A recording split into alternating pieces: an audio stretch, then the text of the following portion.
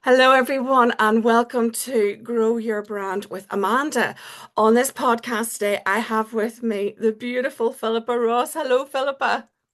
Hi, Amanda. Thanks for having me. Thank you for joining me. And this is our second attempt because we tried a while ago and the tech wouldn't allow us. We had all sorts of gremlins on our connection, but today everything is going to be absolutely fine.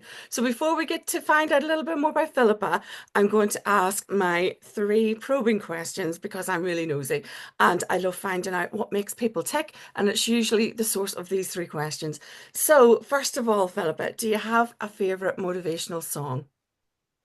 I have lots, but I think Tina Turner, Simply the Best, or it's actually just called The Best, is one that gets the old juices flowing in for me. Yeah, that's a real power song, isn't it? I think that would get anybody up dancing or would totally motivate you to get going. Yeah, oh, she's such an icon. I love her. Do you know my favorite song that they did together was Proud Mary? I just love that song. It's just one of my favorites. Do you have a favorite motivational quote?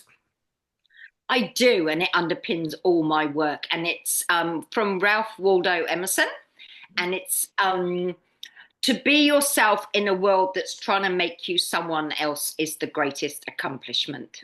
Yeah. And as evidenced on social media, when everyone's trying to be someone else. Yeah, I love that. I've not heard that one before. That's a really good one. Thank you.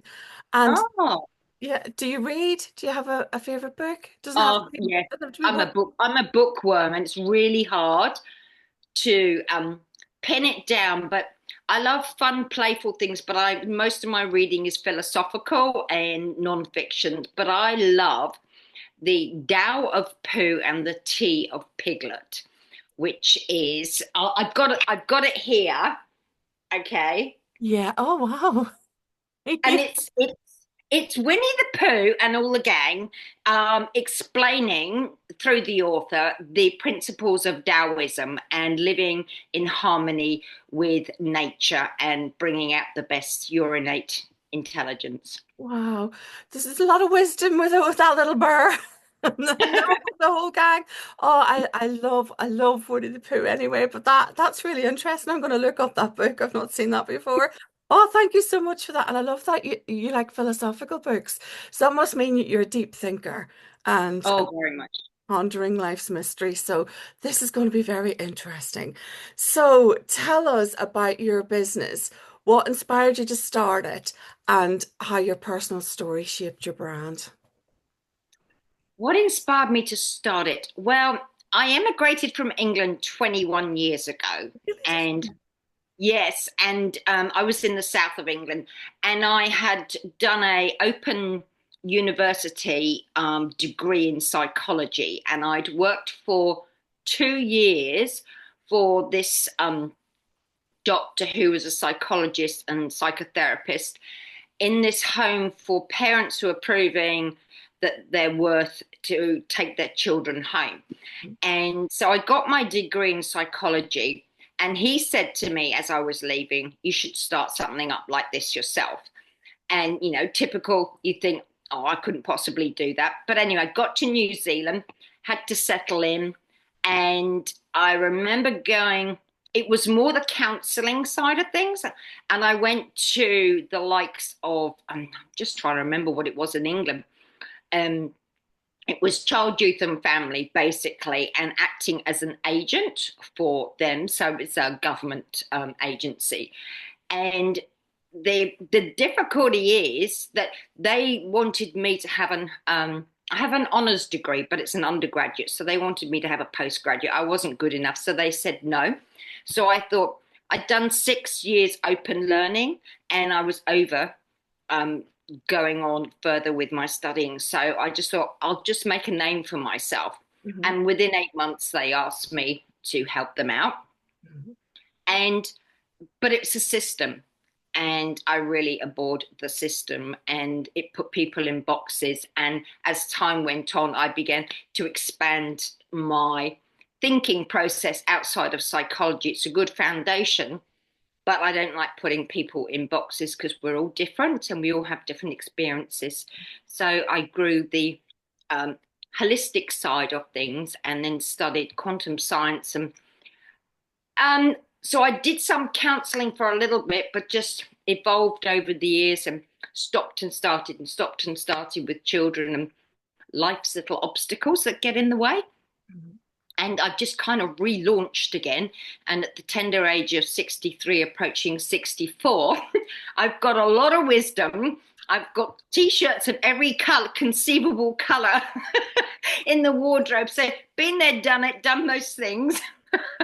So it's not all just textbook stuff, and it's really personal development and um, growing and evolving holistically. Yeah. Did you say quantum physics or quantum Yeah. science? Yeah. Yes. Wow. That's so interesting. That's fascinating. So you've got this broad range of interests that are kind of intrinsically linked to the one thing. And I totally agree with you about not putting people in boxes. I hate labels and I see it a lot. People are desperate to label themselves as having Mm. something or being something or belonging somewhere and I don't like it. I've never done it. I'd rather just be. But that's just so unbelievably interesting. You said something interesting there, making a name for yourself. And that brings me on to my next question about visibility. So the turning point when you realized you had to be more visible rather than holding on to the qualification route. And so what changed after that then when you realized that it was visibility was more important at that time? I think it's not necessarily visibility, but it's been a whole journey of being authentic and being, and that's ultimately what I'm doing is helping people get in touch with the essence of who they are. So you have to walk the talk yourself, Mhm. basically. And it's really, again, it goes back to my own failure at school and walking the talk.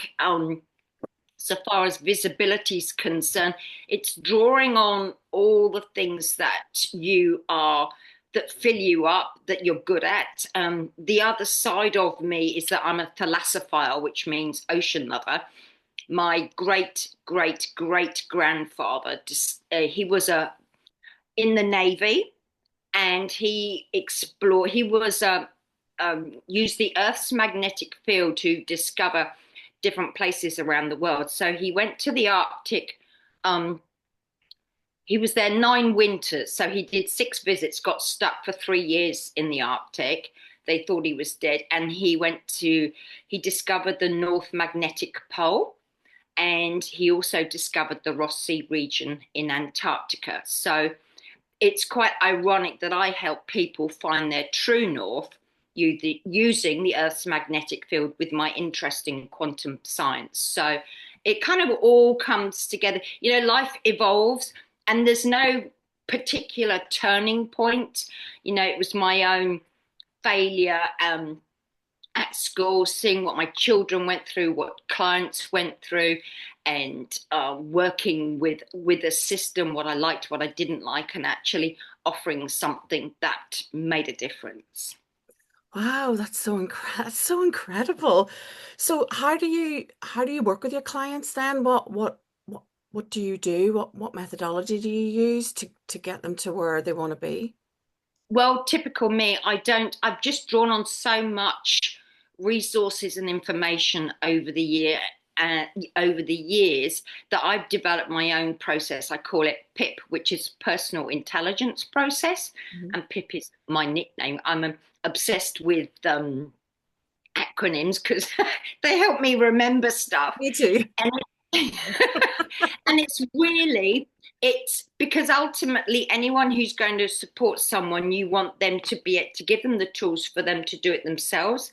And yes, you can come back and help them along the way, but ultimately you're helping them on the way by walking alongside them, so they then have the tools that they can demonstrate, and it has that ripple effect. Mhm. So it's really getting people in touch with what energizes their soul, heart, mind, and body, and basically forgetting all the conditions that we have, all those shoulds and all those limiting beliefs that get in the way of stopping us and keeping us small. Yeah, and you said something earlier about doing something that you love. and what you know what your heart is leading you towards. And I always see it in people's faces when they're talking about the thing that they're most passionate about, because it just emanates from their face straight away, and leading people towards that. I just think it's the greatest gift to be able to help someone. And I know you have a YouTube channel. Yeah. So tell me a bit more about that and what you do, because it has an interesting title.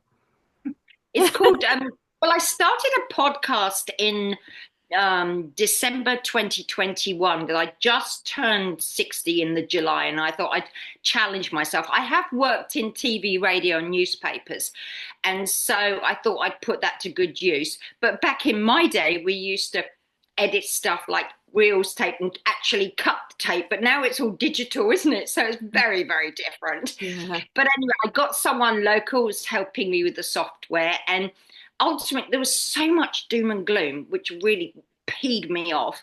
that So, time. and I know, like yourself, there's so many of us, so many people doing extraordinary things who go right under the radar. And having worked in media, the bosses always said, "Oh, bad news sells," and I just think, well, it's like the title of my book, Life's a Load of Balls. It's an absolute load of bollocks, basically, because what's uplifting and keeps people going and giving them hope is recognizing that there's positive stuff out there. So I just know so many people I've come across over the years, and inspirational stories from the girl next door who's making goat's milk soaps because she was allergic to cow's milk.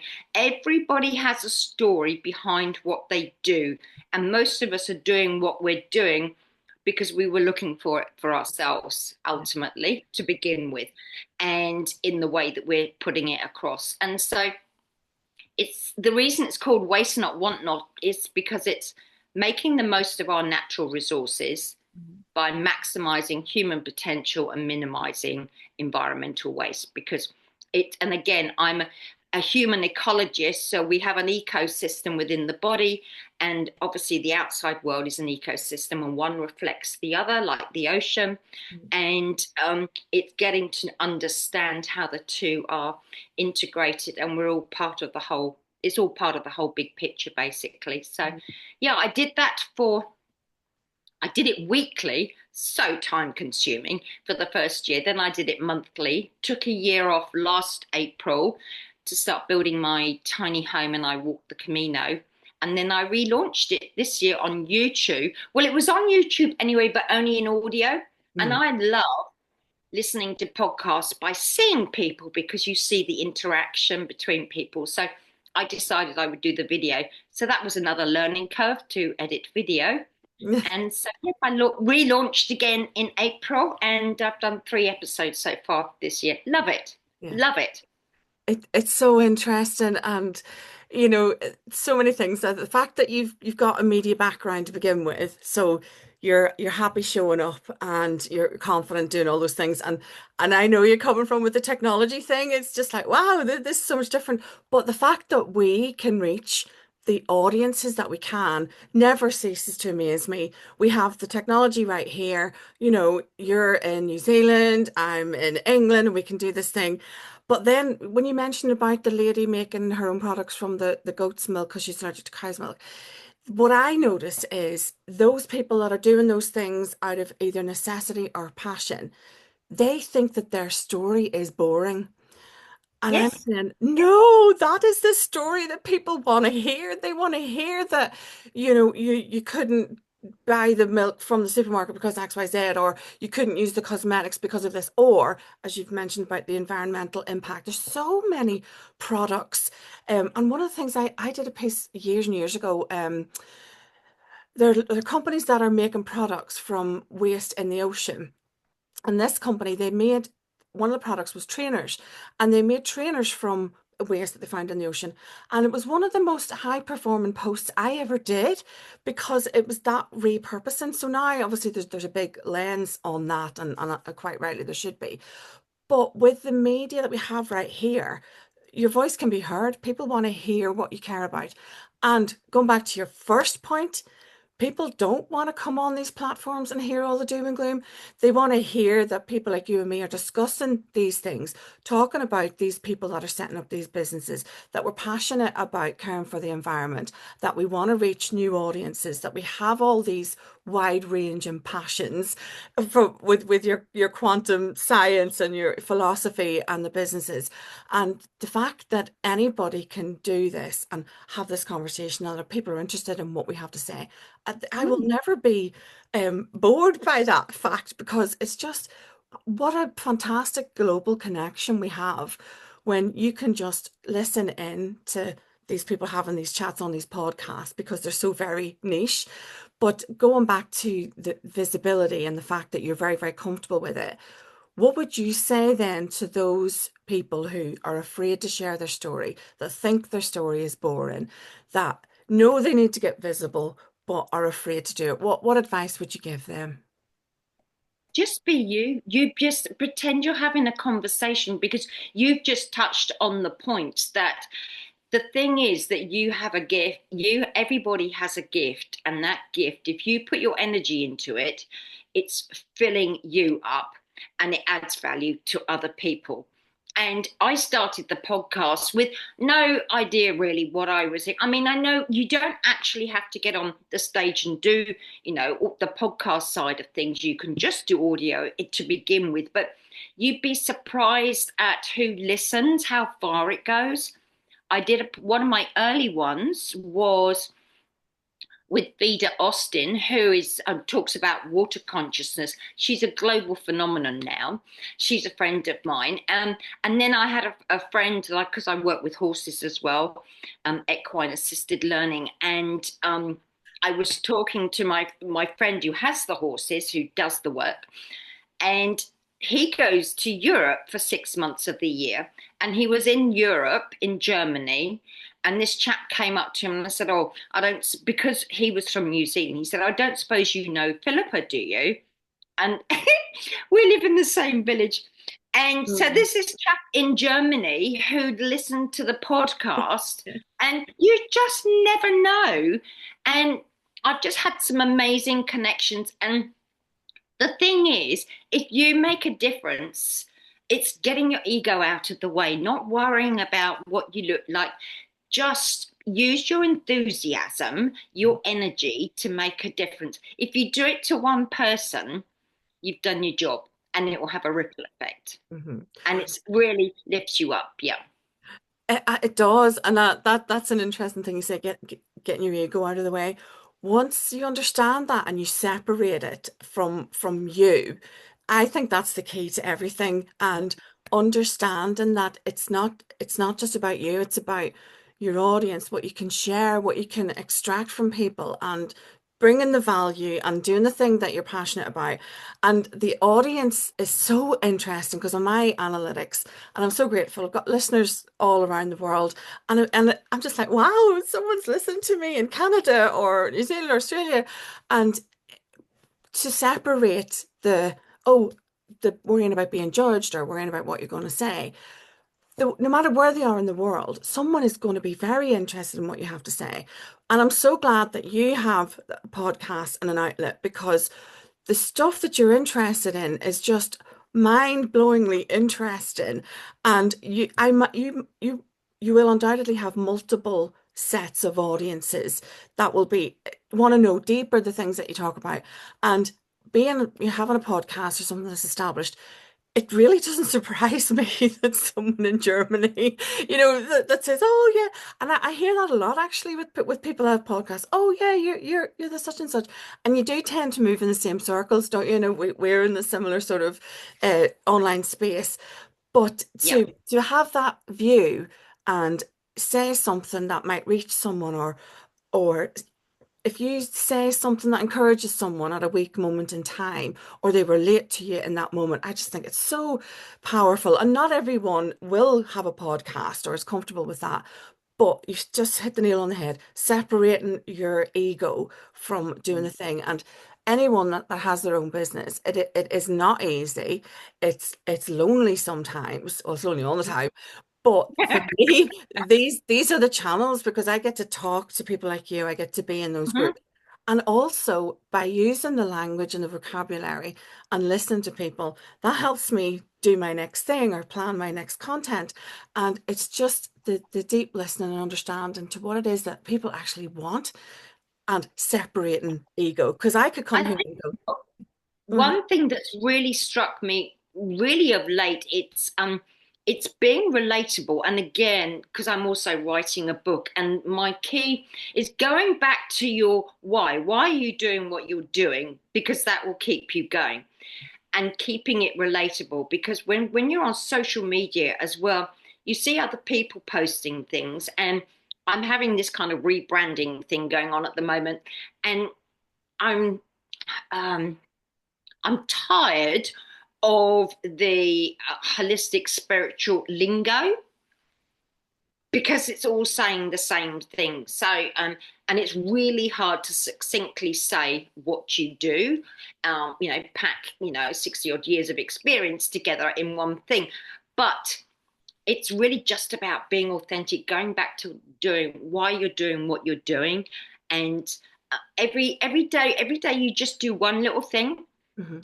It makes a huge difference exponentially. It has a ripple effect. And I apparently with podcasts, if you get to over seven, it's I can't remember that, it's a huge percentage of people give up before they reach 7 episodes.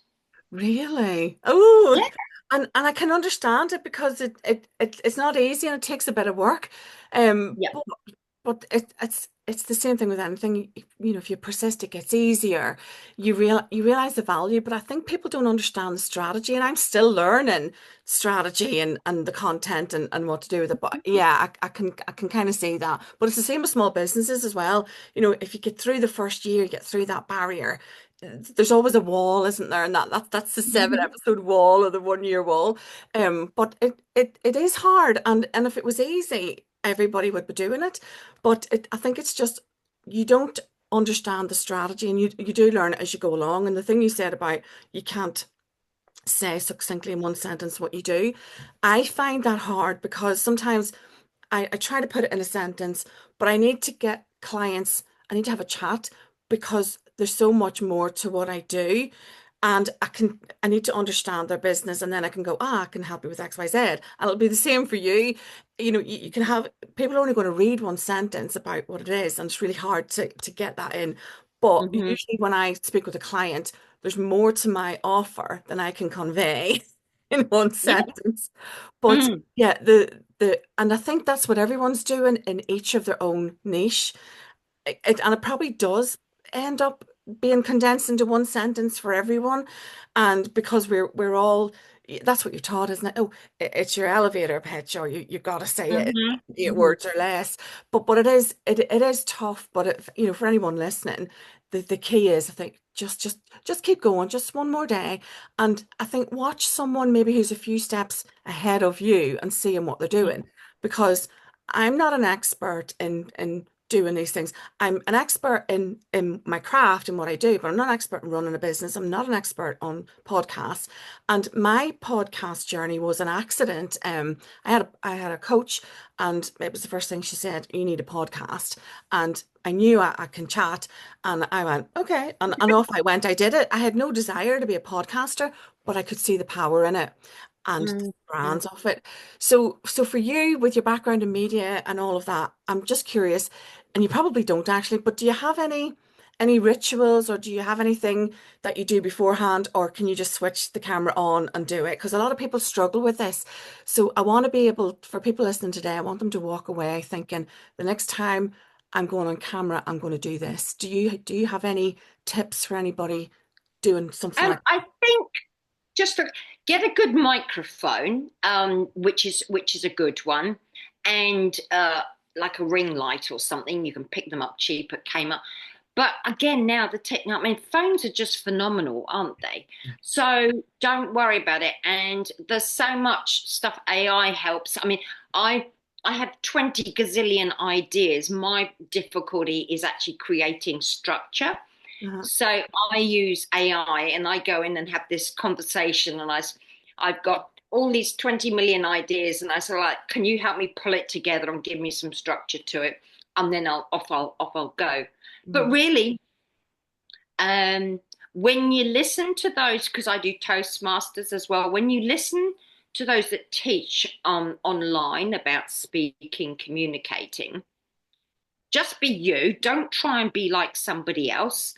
And because any kind of business, if you had 10 business mentors, and again, it's about not taking it personally because it's all about the relationship. Some people love me, some people can't stand me. I'm too much, but I don't take it personally. Do you know what I mean? Mhm. Mhm. It's and that's the important thing, not to be put off because somebody says no. Mhm. Equally, you have a right to say no to a client because they're not. No, don't be desperate Mhm. just because you want the business. I mean, it may happen to begin with, but be align your values and what you want and what you're offering with the people, because some people aren't just going to try it. And it's for me, really only interested in people who are going to make the effort. Mhm. Yep. Mhm. Mm, mm. That's really good advice and goes back to separating the ego. Mm. People, when you're working with your personal brand and you put yourself out there and you're creating this persona, you're not doing it right if everybody loves you, because some people aren't going to like you, and that's okay. And I keep trying to tell people that not everybody's going to like you, and that's a good thing, because you want to work with the people that do like you, and you need something that's going to filter out the people that don't match with your values, that don't match with your personality, because to get truly aligned clients, they need to get you and they need to be able to fit in with what you do, because you want to get the results for them and do the best work that you can with them, so you know that they work well. But the separating the ego was probably a really big learning curve for me when I did my coaching qualification. And when you do get something negative come back at you, because I think we all do, it really helps you deal with it, because it's not personal. They don't know me as an individual, but I have enough wisdom to say, well, that's that person's issue. It's not really about me. But that, I think, is an absolute key. And yeah, I completely agree with everything you said.